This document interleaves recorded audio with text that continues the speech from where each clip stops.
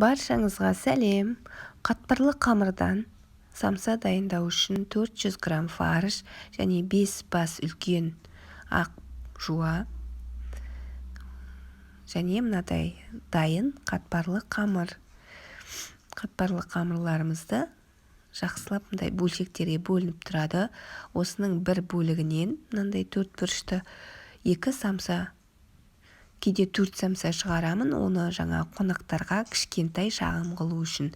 Қазір мен үлкен етіп жасайын деп жатырмын, үйде күнделікті жеу үшін 2 самса қылып.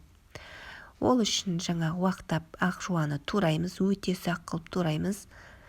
Барлығында бесеуінде жақсылап фаршқа қосамыз. Дайын болған соң фарштың үстіне тұзын, бұрышын салып, және лотос тұзынан да азғантай саламыз. Тұзды жарты қасық жарайды.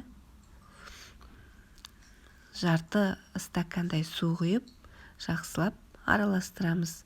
Фаршымыз соғы жақсы шығады осы кезде. Жуаны көп қосқандықтан дәмді болады. Мінекей, мына 4 бұрыштыны 2-ке бөліп жасаймыз. 4-ке бөлуге де болады, шағын қылып, егер кішкентай самса шығарғыңыз келсе.